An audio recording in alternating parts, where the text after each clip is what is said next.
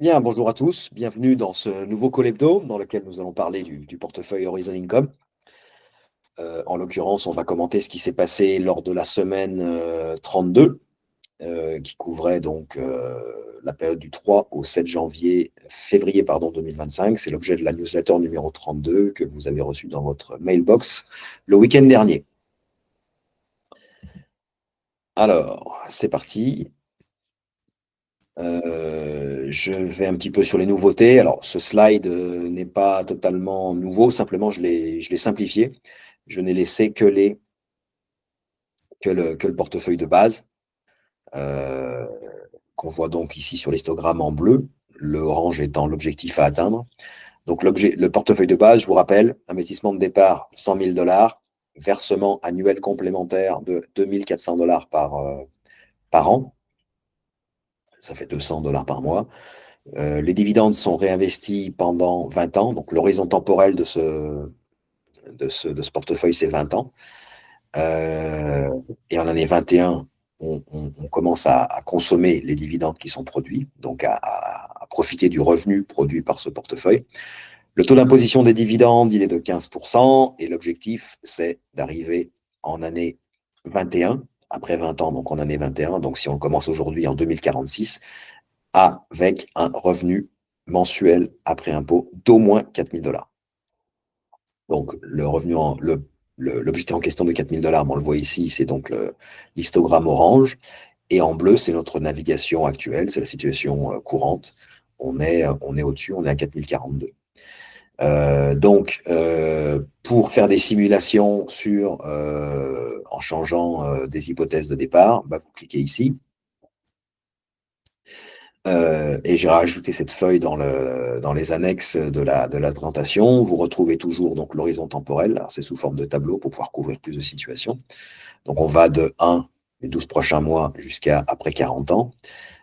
Et puis, donc ici, il y a plusieurs situations possibles. Si on prend par exemple celle de la première, le premier chiffre, 10K, ça veut dire 10 000 $. Donc, un portefeuille de départ de 10 000 $. Le second chiffre, toujours avec un K, 0,6K, K c'est pour thousands, donc ou pour kilo, donc c'est des milliers, donc là en l'occurrence 0,6K ça fait 600, donc ça le deuxième chiffre ce sont les versements complémentaires annuels, et le dernier chiffre équivalent en pourcent, c'est le taux d'imposition sur les dividendes. Donc si vous investissez aujourd'hui 10 000 $ dans ce portefeuille, que vous faites ensuite chaque année des versements supplémentaires de 600 $, que vous êtes imposé à 30% sur vos dividendes, dans 20 ans, enfin dans 21 ans, après 20 ans, donc dans 21 ans, donc si vous commencez aujourd'hui en 2046, vous pouvez attendre de ce portefeuille un revenu mensuel net de 482 $. Donc j'ai pris des capitales des niveaux de capital de départ de 10 000, 20 000, 50 000, 100 000, ce qui est notre portefeuille de base, et 250 000. La page suivante, donc, c'est la même chose, sauf qu'au lieu d'exprimer la performance du portefeuille de façon monétaire, en termes de revenus, on l'exprime en termes de rendement. Et en l'occurrence, donc après 20 ans, toujours notre horizon temporel, le flux de dividendes qu'on va recevoir au titre de la seule année 21, donc 2046 si on devait commencer aujourd'hui, représenterait 33% du total de ce qu'on a investi dans ce portefeuille sur les 20 ans précédents, c'est-à-dire depuis le lancement du portefeuille. Donc, c'est intéressant de regarder ça sous forme de rendement, parce que d'abord, 33%, ça fait un tiers de tout ce qu'en une année, vous récupérez un tiers de tout ce que vous avez payé, ce qui veut dire que avant la fin de l'année 22, vous avez récupéré tout, la totalité de ce que vous avez payé. Et puis, c'est intéressant de regarder l'évolution dans le temps. Donc, le portefeuille aujourd'hui, il a un taux de rendement de un peu moins de 7% brut. Donc, c'est le 6 net que vous voyez ici. Alors 6%, bon, on peut dire, ouais, c'est beaucoup, c'est pas beaucoup, on ne sait pas trop. En fait, c'est intéressant de regarder, plus que les 6% de départ, c'est surtout de regarder au fil du temps comment ça se passe. Et donc, on a une belle progression. Commentaire hebdo. Alors, bon, vous l'avez déjà vu et compris, la performance cette semaine, elle n'a pas été mirifique, puisqu'on a une réduction de pas moins de 214 $ du revenu attendu du portefeuille dans 20 ans. On était à 4256 la semaine précédente et on est maintenant à 4042. On reste au-dessus de l'objectif de 4000, mais c'est vrai qu'on a quand même perdu une bonne partie de nos marges de sécurité. Quelles sont les causes de ça? Pour faire croître notre revenu, notre rente au fil du temps, on a deux moteurs. Un moteur de rendement, c'est ce qu'on voit les taux annuels de rendement, 6,86, et vous voyez que par rapport à la semaine précédente, non seulement il ne s'est pas réduit, mais il a même augmenté un tout petit peu, 3 points de base, pas grand-chose. Je pense que c'est l'effet principalement de la remontée du dollar canadien contre le dollar américain. Par contre, là où effectivement on a eu un gros accident, et c'est ce qui explique la perte de 214 $, c'est la forte dilution de 35 points de base sur le taux annuel de croissance des dividendes. Qu'est-ce qui s'est passé? J'écrivais la semaine dernière dans la newsletter numéro 31 que les publications de trimestrielles ne déchaînaient pas l'optimisme. Écoutez, c'est confirmé puisque cette semaine, on a eu, alors quand je dis cette semaine, la semaine dernière, on a eu 4 annonces de dividendes en provenance de 4 de nos sociétés détenues en portefeuille qui ont déçu les attentes. Soit en termes de montant du dividende, mais c'est pas tant ça, c'est plutôt surtout la croissance, le taux de croissance de ces dividendes qui est inférieur aux attentes. Donc, en fait, ce qui se passe, c'est que ce n'est pas tant les résultats trimestriels du 4e trimestre 2024 qui sont à montrer du doigt ici, c'est surtout les perspectives.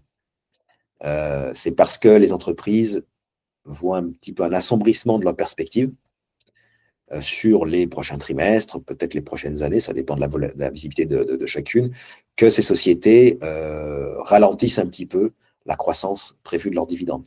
Alors attention, on n'est pas du tout en train de parler d'une réduction des dividendes en termes absolus. On est en train de parler d'une réduction du taux de croissance de ces dividendes. Après avoir donc participé au call avec les analystes, call trimestriel qui suivent à chaque fois ces publications, la conclusion que j'en tire, c'est que mon sentiment, c'est que pour l'instant, au stade actuel, cette prudence des entreprises donc, qui préfèrent ralentir un petit peu la croissance de leurs dividendes, c'est surtout en réaction à un ralentissement conjoncturel. Alors, ralentissement conjoncturel qui va se confirmer ou pas, qui va empirer ou pas, ça on ne sait pas, mais à aujourd'hui, je suis assez confiant pour pouvoir affirmer qu'on n'est pas du tout en présence de problèmes structurels.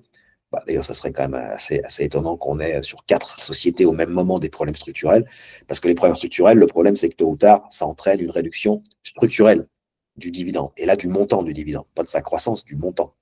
Pour l'instant, je répète, on ne parle uniquement que de ralentissement du taux de croissance des dividendes. Alors, continuons sur les dividendes. On a reçu cette semaine, la semaine dernière, 75 $ de dividendes. C'est pas beaucoup, mais enfin, c'est le hasard du calendrier, en provenance de 2 sociétés, et nous les avons utilisés pour renforcer 3 de nos titres en portefeuille. Alors, les dividendes perçus, c'est en vert ici. Bristol Myers, 22 $. British American Tobacco, 54 $, pour un total de 75 ici, auquel on ajoute les 52 $ qui rentrent traditionnellement chaque semaine en portefeuille. On a réutilisé ce montant pour, et c'est ce qu'on a en bleu ici, renforcer nos positions dans 3 lignes du portefeuille. Pour chacune d'entre elles, on a acheté une action supplémentaire. Donc, le solde de tout ça, les entrées et les sorties, c'est une consommation de cash qui était prévue lorsque j'ai écrit la newsletter de 18 $.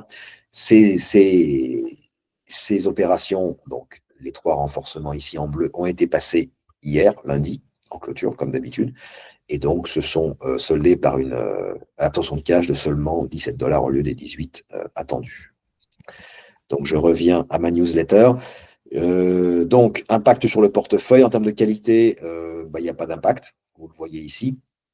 Le score de fiabilité du dividende du portefeuille, il reste stable à 69. Donc, on est dans la catégorie safe et on est au-dessus de notre objectif minimal de 61.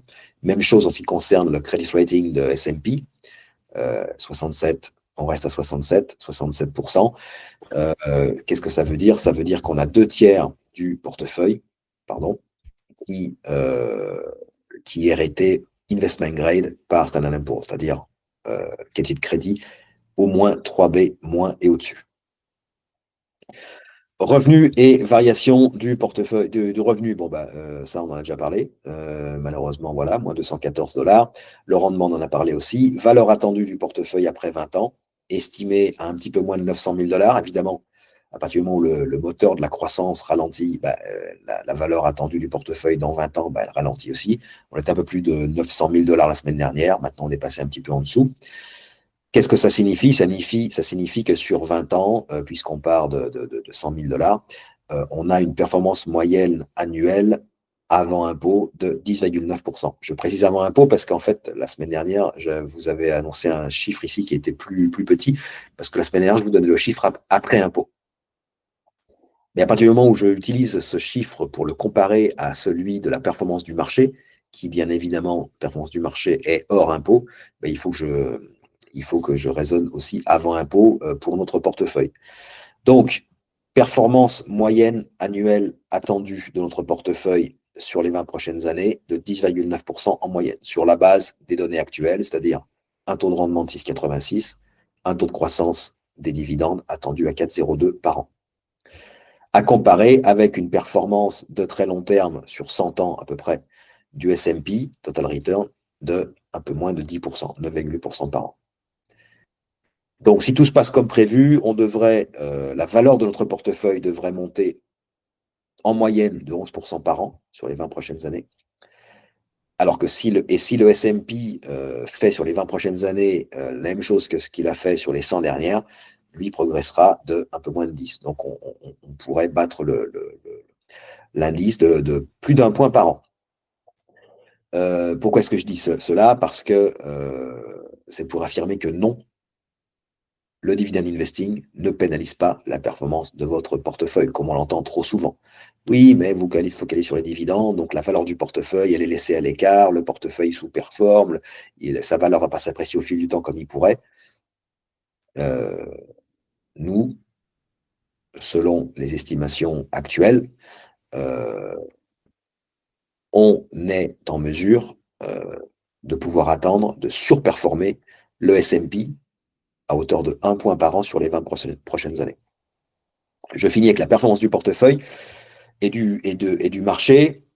Alors, le S&P a perdu 0,2% la semaine dernière. Nous, on en a gagné 0,2%, donc on a légèrement surperformé. Malgré tout, depuis le lancement du portefeuille, donc le 28 juin 2024, on est toujours derrière le marché. On est à plus 5,40. Le marché est à plus 11,2. Comme d'habitude, je vous communique ça uniquement à titre indicatif, puisque, comme vous le savez, l'objectif du portefeuille n'est pas du tout de battre ou de traquer un indice, un marché, quoi que ce soit. C'est de générer un objectif de revenu. Voilà. La semaine prochaine, qu'est-ce qu'il va se passer? Alors là, il faut que je change d'écran en termes de dividendes. Donc là, je vous projette une image du site de SimpliSafe Dividends. Vous voyez ici leur icône.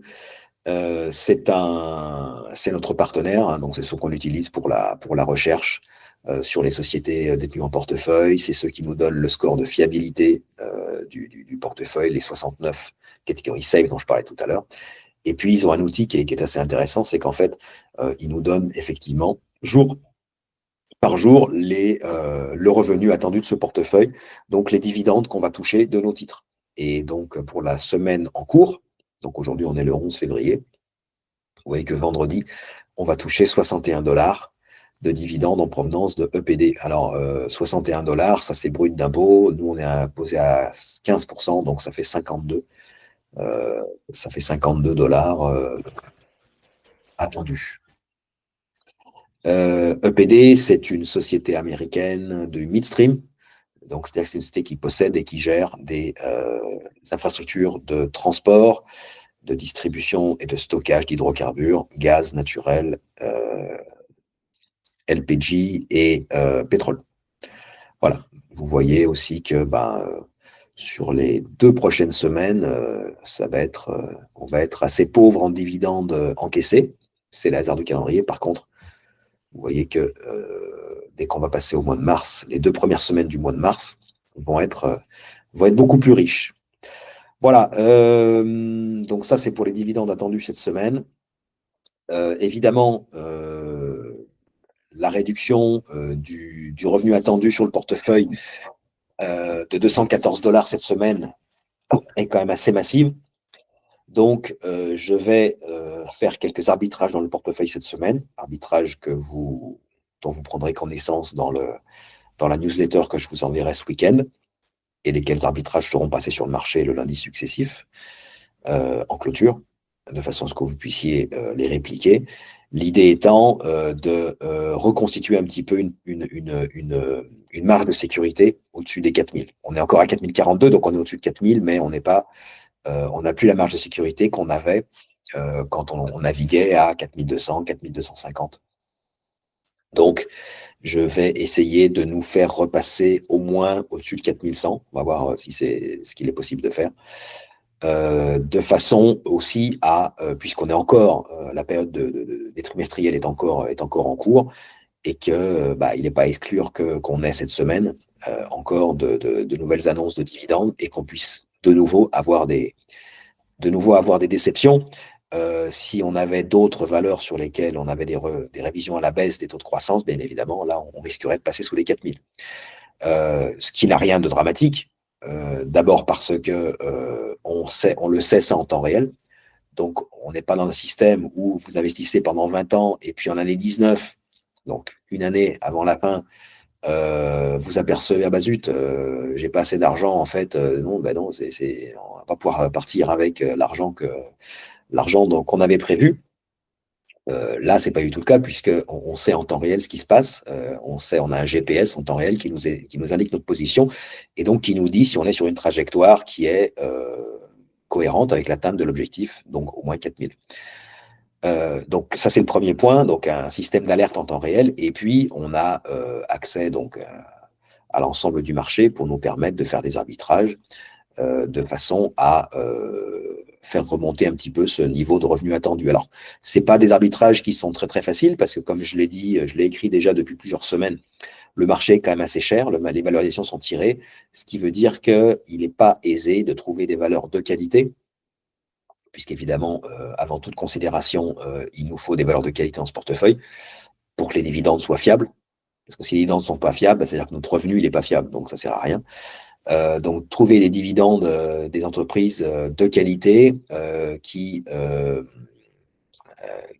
présentent des taux de rendement suffisamment attractifs, taux de rendement et ou des taux de croissance suffisamment attractifs.